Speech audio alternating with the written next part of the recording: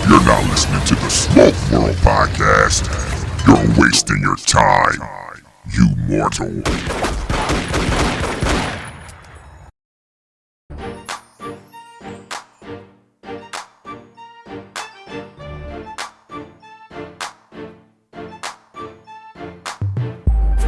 What's up, folks? Welcome to another episode of Smoke World. I'm your host, Stone. So go grab that stick, go grab a glass, whatever you're drinking. Let's sit back and have that conversation.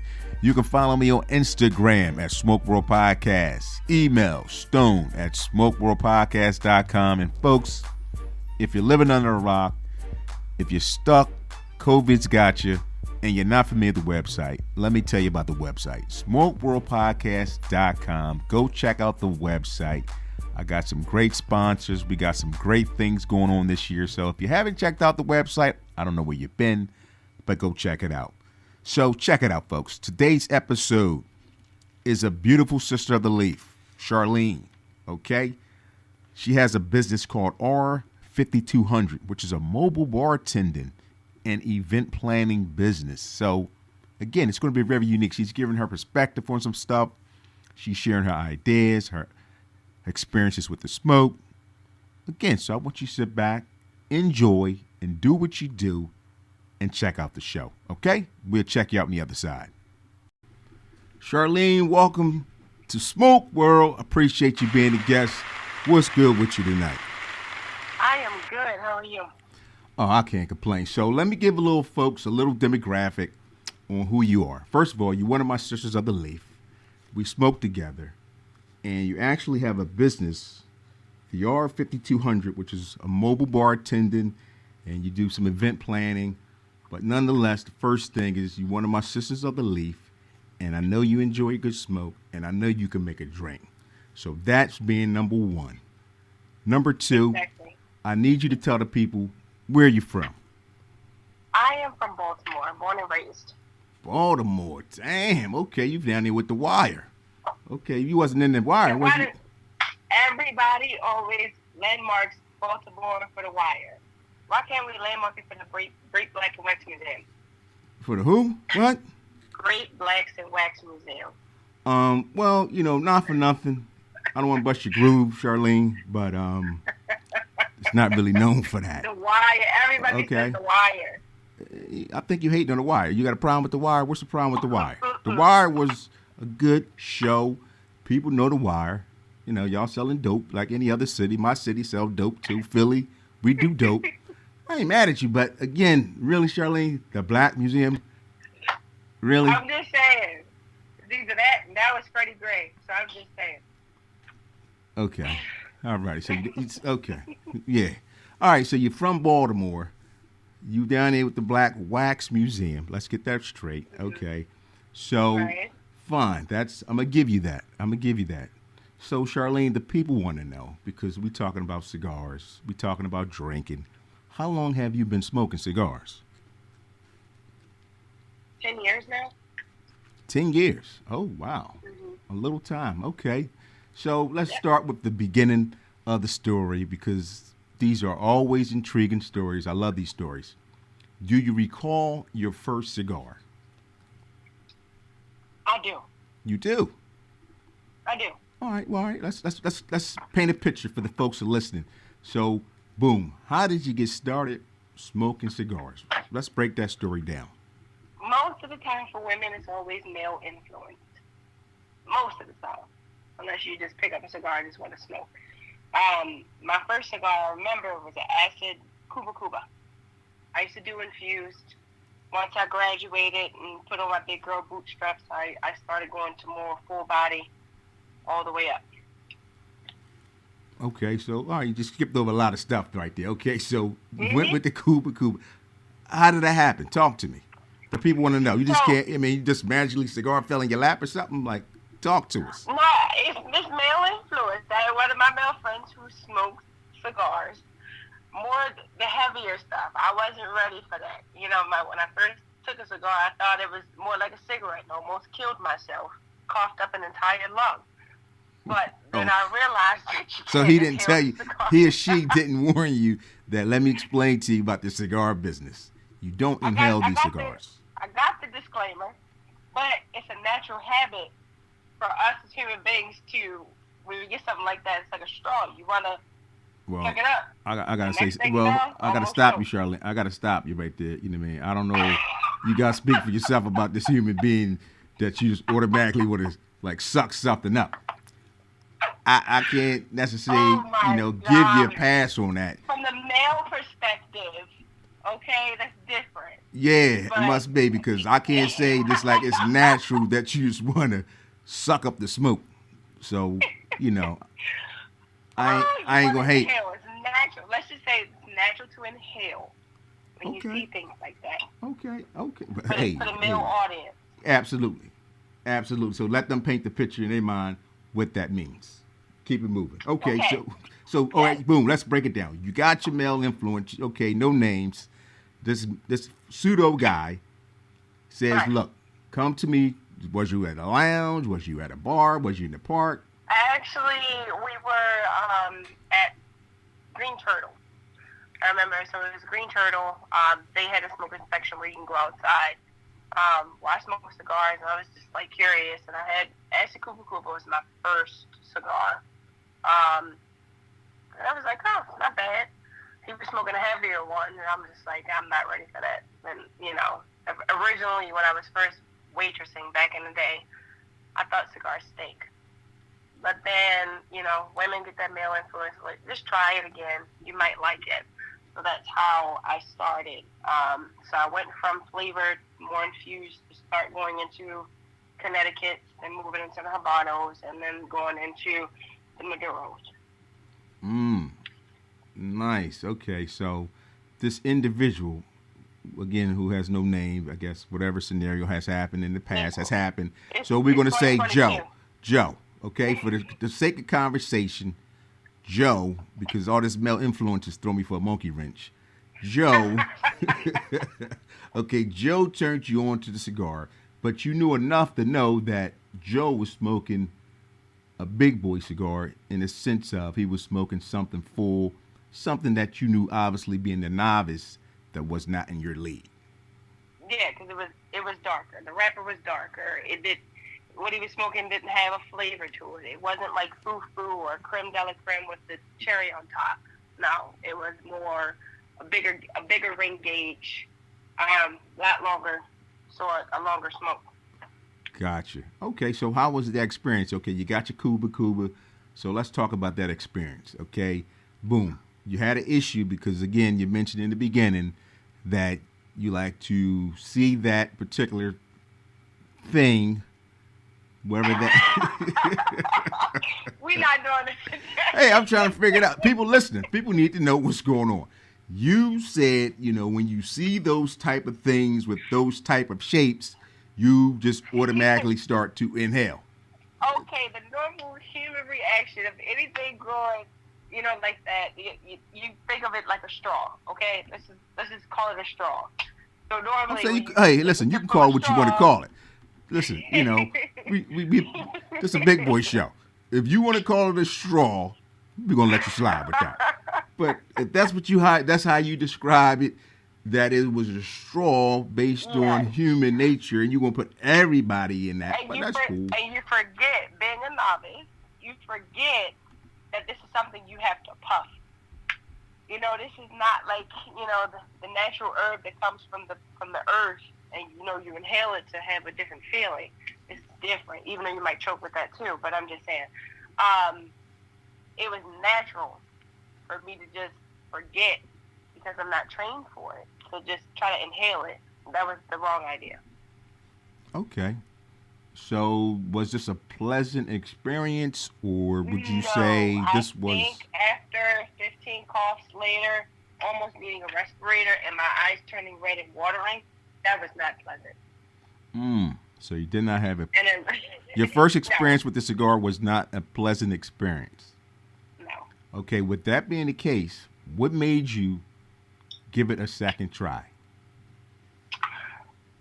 Because I wanted to see.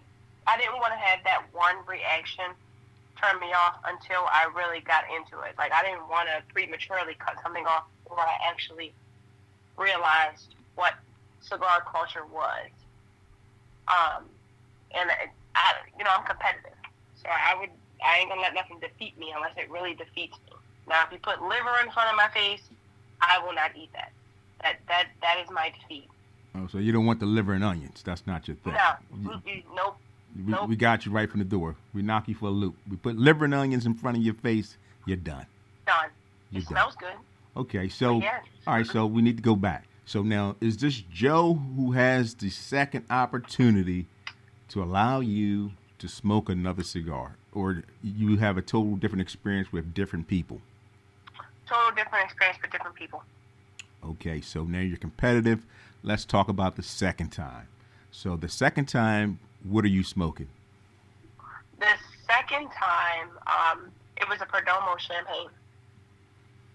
Okay, so second time you have a Perdomo champagne. Do you recall where you were at? I was at actually a party, and that's what I had. Somebody actually gave it to me because I didn't really keep cigars.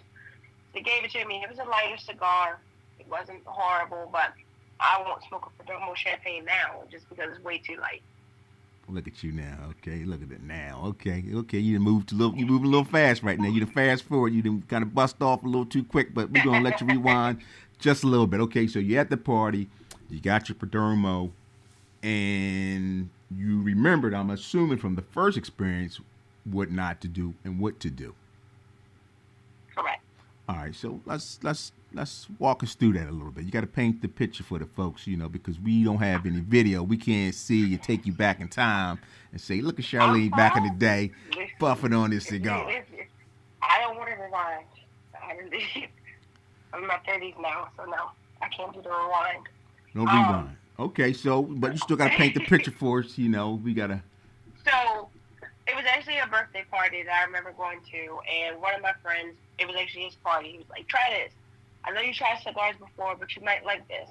So I tried it. It was light. It didn't, knock me off my feet. We just had a really, really good time. They had heavier cigars, but they were like big brothers. So I was fine with that. And I didn't stay on that cigar. I think that's the moment, the pivotal moment when I started saying, if I can smoke this, I can go a little bit darker. So I smoked that for a little bit, and then just started trying different cigars after that party. So, okay, that was the real intro. That's when you graduated and said, okay, you know what, I can do this. But again, you being competitive, in your mind, you was thinking right from the door, like, I need to move up to a different cigar? Really? No, not from the door. Okay. But just from that cigar, and then watching the interactions with other people smoking cigars throughout the party. It was like, dang, they smoking some. Those are big. Those are huge. Like, how long? Just asking questions. How long does it take for that one cigar? Like, how do you smoke that whole thing? For the night. Or what are you smoking? I'm smoking this, and I'm smoking that. Just asking questions throughout the night, and I'm like, wow. Okay. Cigars, now, would it be okay? Would it be safe to say, based on what I'm hearing, that you was really infatuated with the size of these cigars more so than the cigar? You were looking at size, just like, wow, that's big. I want to get to the big boys. Not really. It sound like that. Mm-mm. Okay. No, because not really. For a women will not cop to that. I'm not cop to that just because looks can be very deceiving. It might be a big one, but it might be terrible. That's what I was thinking, but that's how you was looking, I'm like, just saying. from a person going from not smoking, and you're looking at everybody, they got big cigars, and they big boys. Not everything that's big is good for you. Let's just say that, because it might be trash. But no, it's just the variety, the difference of this person might like this person might like that. Somebody might be comfortable with smoking a Lancero. Somebody might be comfortable with smoking a Torpedo, vice versa, or anything. So it was just like, wow, it's a lot of different things out there. So it is a variety of things that you can pick from, and not being stuck in just one thing. Yeah, I'm just thinking that you being the beginning at that point in time, a novice, you moving pretty fast. Like, okay, you already thinking ahead of the game. Like, I'm ready to move to the next level. I'm already 4 puffs into this first cigar. or my second cigar, I'm ready to move to the next cigar. Like I'm ready to go to the next level. What's the next level? Whether it be size, color, you get. No, it's about the next level is that you start noticing the different flavors. So Okay. when I started with a Perdomo champagne, it was really light, very papery, um, more citrusy for me. Mm-hmm. And then you go from Cuba Cuba, which is sweet, to the Connecticut, and then you start getting into more of the Habanos, where you start getting a little bit of spice. You get a lot of the grassiness. Sometimes you get chocolate. Like I used to do Nica Rustica a lot. I used to do the Tabacs, where the Tabacs is like hints of chocolate, cocoa, all that stuff. So you start really paying attention to the notes and what your palate is telling you, and how you enjoy the cigar, what you smell, things of that nature when you hit it. Even with cedar. So when you start getting into a lot of the darker cigars, you get more. You can have a leathery taste. You can have more of a cedar taste. You can have a citrus, and the aromatics on different cigars kind of pulls you in once you try different things. So I didn't want to get stuck in the box with staying here. I want to step outside the box, and naturally, that's just me. Like my profession, I'm more operational. So I look at different things and move and grow, and kind of think outside of the box and move quick on my feet. So it's natural for me. Some people are comfortable where they are, but for me, I like to try new things. Okay, so fast forward now. So what do you smoke today? I guess do you do a variety of cigars, or do you have a particular cigar, a wrapper, or a region that you particularly go to? I am more or less going to be in a Maduro, maybe a Habano. Very rarely you'll see me smoke something like Connecticut. One of my favorite cigars is the CAO Brasilia. Nice, very good smoke. Very good smoke. I also enjoy the Jaime Garcia as well as the LFD Lajero. So that's where I lean to. I also love Stolen Throne. Their Crook of the Crown is excellent. Yeah, that's cigar. a banger. That's my thing. That's my go-to. That's an excellent cigar. Yeah, So that's my go-to right there. That's the realm that I stay in now, unless I'm just puffing something just because I feel like doing it. But I like to enjoy the cigar. I like to taste it. I like to smell it.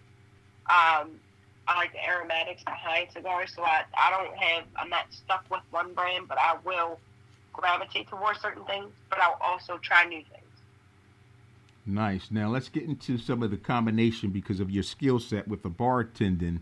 What do you like to pair your cigars with?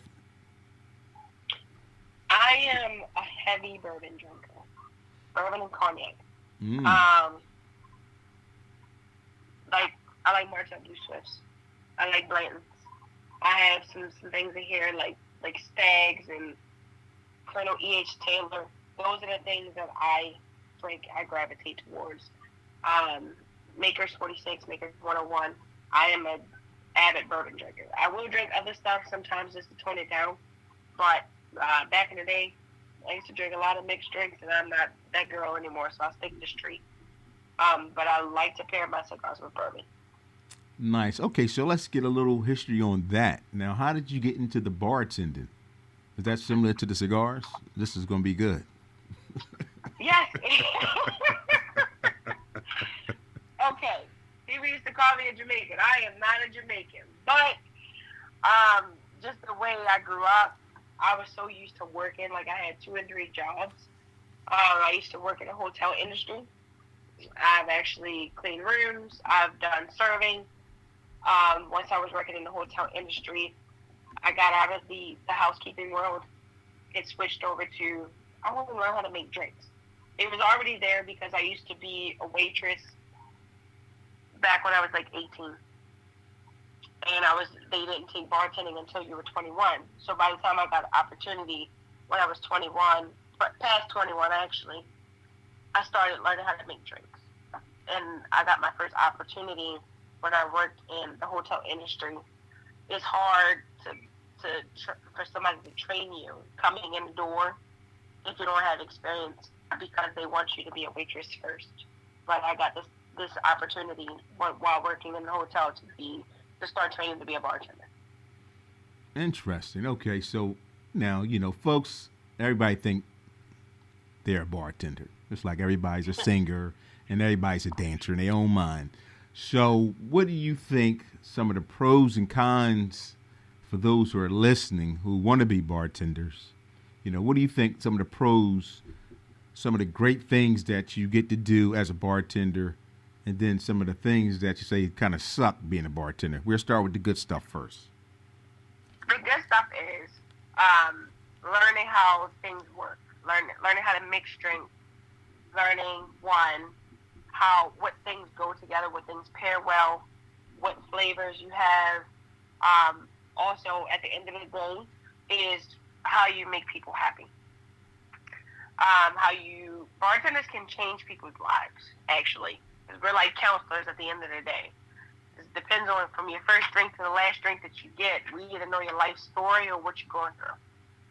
And depends on the bartender. You have to be a good bartender to know how to read people and know what they're going through. I mean, I've had some great experiences where I've had hospital clients going through cancer and chemo, and I've also had some people going through business decisions as well as, family and life drama. So at the end of the day, is making those people happy or turning their situation in a different way, giving them a different outlook, but also giving them great service at the end of the day.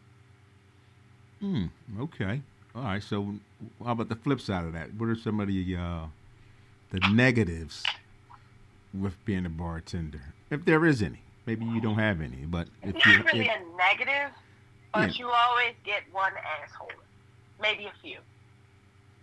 Yeah, I think we all know about all those. I think we know those individuals.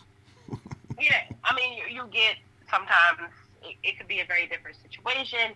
With it's not different with guys because guys, can be sought out too. But a lot of times when you're a woman as a bartender, it just depends. Like, you can have a polo shirt and some khakis on, but it all just depends. Like, even working at the hotel bar, oh my God, I used to get, hey, my room number is X, Y, and Z. Sir, I am not that bartender, like, not today. Well, now, again, okay, folks, see, folks don't know. All right, okay, let me help you out here, folks, because, again, people don't know what you look like. So, you're telling a story. Now, Charlene, let me explain to you, people, listeners, okay? Now, Charlene's a nice-looking sister, okay? She's a nice-looking sister, so she kind of, playing this modest role about the sweatshirt, hoodie, and all this other BS. She's a nice-looking sister, so you don't have to be intoxicated. You can just come up to the bar and be like, oh, wow, okay, hey, how you doing? What's up? And now we start drinking. The game changes. Some of you guys, you get the beard muscles or you get the heart. Now your heart pumping and you think now you got game. So again, Charlene, you're being modest because you're a nice looking sister. So at the end of the day, cats is going to come at you, whether it be male or female, equal opportunities. Oh my, listen, I will tell you, I have had couples. Yeah, all that too. Oh yeah, it's not surprising. I didn't think you didn't want my mouth to drop open when you said that, right? You didn't think I was gonna say what? That's not surprising. That's the new. I can say that's the new thing. It's been the thing. But the thing is, some females don't know how to read that. Me, I got no cut cards. That's what people don't realize. They're like, oh, she's nice, but oh, she's spicy. They like that. They like that spicy. They like that spicy. I like you, but I would chop you at the same time. Like, I've had so much stuff go on. Like, I've had to put people out. All that, like, putting people out and you being disrespectful when I say, look, I'm cutting you off. And people don't respect the bartender when we're telling you, no, we cannot legally give you anything else because you're intoxicated. That's the flip side of what bartenders don't realize, or people don't realize. It's like, we're cutting you off for a reason. You're being belligerent, or you're being disrespectful now, and you're being too much. And I've had people cuss me out. Everything else. That's the ugly side of bartending, is when we have to assert ourselves in a certain way after. Yes, we did have fun with you, but now you're not so fun. Now the fun is over. Now it's time to get to stepping. Exactly. Respectfully, it's time to get to pay your bill and get out of here. Bottom line is what you're saying. Oh, I mean, I've had, I mean, being a bartender, like most bartenders tell you, had at least one asshole that says something very disrespectful to the point where you're about to punch him in the face. So did you ever have to put hands on? You know, I ain't know. No. I ain't gonna tell mean, nobody. I mean, to be honest, like I've had Ohio State fan or Ohio State College, a dad, with his son playing. Cut him off, and I said, no, you can't have anything else to drink. And he said, well, you know what? Suck my dick. I said, you don't have enough. Now you can get the fuck out my bar. That's me. Oh, man, this is, I guess, like I said, this is the flip side, you know. So That's the flip side of bartending. So it's like I went from the cute, happy one to like, no, you about to catch these hands. So you know, after all your little your tip jar got filled up, now you got to put hands on somebody because I know you making some money over there. You smiling in their face. I got paid, but now you can get out. Yeah, I know. You smile like, hey, how you doing? You know, looking cute. They're like, oh yeah, you can hold on to that, baby. Here you go. So you making some money. You making money. It was about to be Pookie, Ray Ray. Let's go. We about to throw hands. It's about to go down. That's the Baltimore coming out. Oh yeah. Well, and that's not the Baltimore we know because Charlene's Baltimore is the Black Wax Museum, and I know the Black Wax Museum is not a violent place. So no, it ain't the Wire either. That's what I'm saying. So every time you say Baltimore, people like, oh, the Wire. Like, right, that's what I'm saying. And you know, you had an issue with that because again, you said you more so the representative. Like, Baltimore has history of the Black Wax Museum. So I know you nonviolent. Billie Holiday used to sing here and everything else. Yes. All right, well that's cool. But I'm saying we talking about right now. You know, you nonviolent because you're not the Wire because the Wire a little violent. They doing some things in the Wire, and that's not your lifestyle.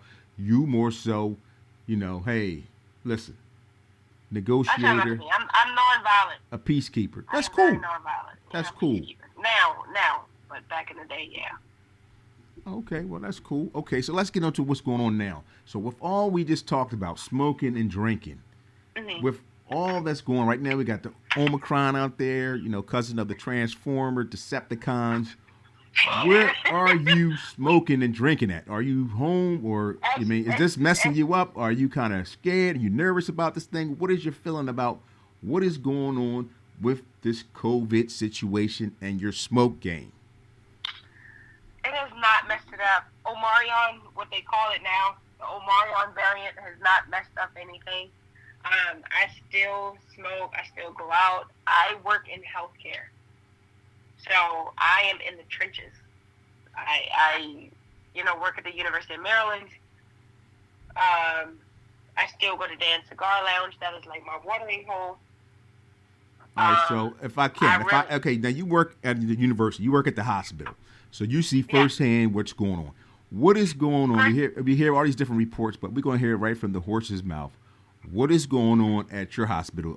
Are your beds overwhelmed? Are you finding your ICUs becoming full? Is it that situation down there, or no? You're not having this. You're not experiencing any of the stuff that we hear about in the media.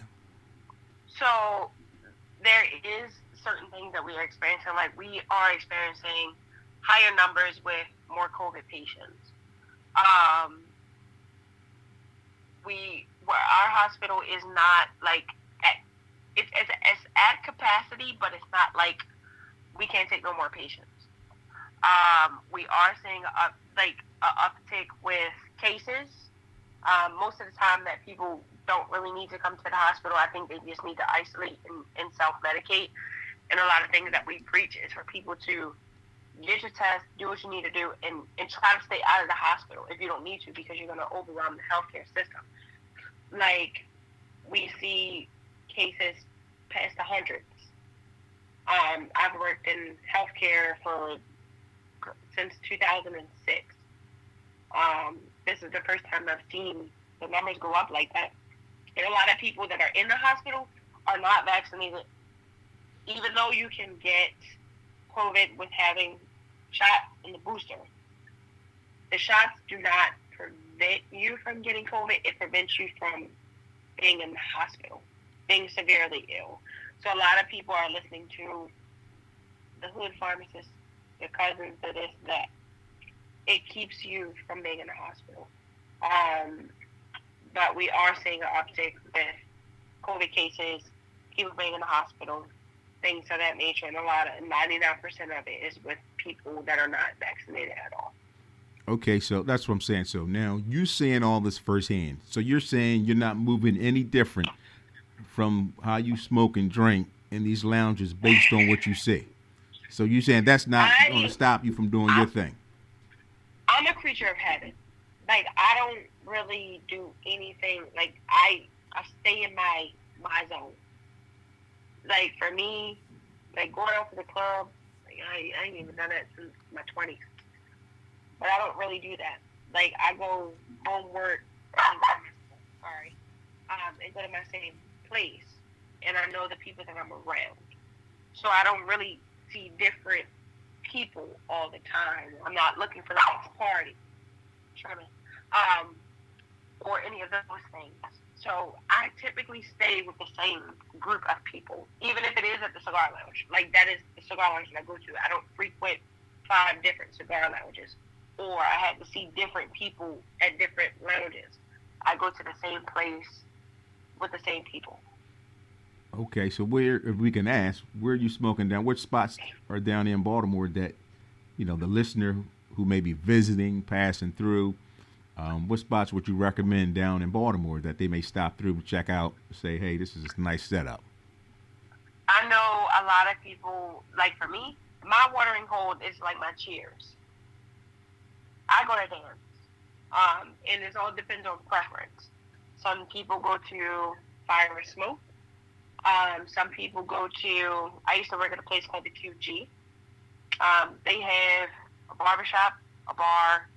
They have a cigar lounge, but I don't know their restrictions with the COVID going on. So they used to have, you can come in and buy $30 worth of cigars and you can sit in the cigar lounge. But because of COVID, certain places have changed how they do it. They may have members only during the COVID period. They also have Main Street Cigar. They also have, not even just Baltimore, but you have Spartan, which is at Elkton. You might want to drive out to somewhere else. But it just depends on the cigar lounge. And with COVID going on, certain places have changed their rules and regulations on how they operate. Okay, so now basically, when you're in these spots, do you see a different setup? Are they moving any different? The lounges, owners, the setup, the social distancing, or they kind of leave that up to the customer to do your own thing? I think every lounge has its own how they operate. I mean, because I typically stay in my own lane. Like, I typically go to my watering hole. I don't really maneuver through. I've been through cigar lounges, different ones, but home is home for me. My home is my watering hole. I always go to dance. Like, I'm always there. That is what I know. That is what I'm used to, familiar with. Just typically, that's my comfortability. But because during COVID, I haven't really gone to too many lounges besides Dan's and Spartan. I can't really speak on what other places are doing unless I'm doing a carry-out service. Okay, are you able to smoke at home? Do you have a setup at home where you can smoke? Not me. My home, unless I'm having a moment after work, it's been too trying, then I'll sit maybe on the patio, depends on how cold it is, or I'll sit in my living room and kind of reverse the fan and do all that stuff. Other than that, I really don't smoke in my house. Gotcha. All right, so listen, because I ain't going to hold you up here, but I do have a question for you and those who are listening, because you have the company, the R5200, which is the mobile bartending. Now, we didn't really touch on that. So how will folks get in contact with you? Is there some social media? Can you get that information out? I'm on social media. I have a website. It's www.bar5200.com. I am also on Instagram at _bar5200. And Facebook is at bar5200. And again, real quick, give the folks exactly on some of the things that you do with this company. Of course, I'm a mobile bartender. So I take the party, I come to where the party is. So if you have a party at your house, you have a pool party, you have a wedding, we can bring a bar, we can set it up, we can plan it for you, we can do anything that you would like, and we can tweak any service that we have to meet the needs. So we do bartending, we'll bring the bar to you, as well as decorate for your event as well. Nice. Now, before I let you go, is there anything maybe that you wanted the folks to know that we didn't touch on, that you want the people to know about you, the business, COVID, bartending? And a lot of, I'll say this, a lot of people ask me where I got Bar 5200 from. So the name came from, because I grew up in a house in Baltimore City. I paid homage to my grandmother. That was the first house and only house that she purchased in a Baltimore City street. It was a 5200 block of Cuthbert Avenue. We are woman-owned, black female-owned business, and I named part of my company for the house that she purchased in that block. So a lot of people ask me where that name came from. Nice. Okay, that's respect. That is respect. That's what's up. So I want you to give out that website one more time so folks know how to get in contact with you so they can make that move. They can see who Charlene is. Like, oh, damn. All right, yeah, I need to get drunk with Charlene. So, yeah, give the website out again and your Instagram because, you know, folks are always on IG. Sure. So it's www.bar5200.com, and the Instagram is @_bar5200, bar5200. There you have it. Well, Charlene, thank you for being a guest on Smoke World. Appreciate you doing what you do. Thank you for having me. Absolutely. Thank you for being a guest, sharing your information, sharing your story. You know, Sister of the Leaf. Again, folks, go check her out at the website. Check her out the IG. She's doing some major things. Trust me, when you see her, you're going to be like, damn, Stone, okay, I see what's going on over there. So it's all good, Charlene. Listen, they can come to Final Fridays at Spartan if they want to. There you go. Final Fridays at Spartan. Elton, Final Maryland. Friday at Spartan. And in Elton, Maryland, I'm bartending. There you go. Well, thank you for being a guest. Appreciate you. Thank you.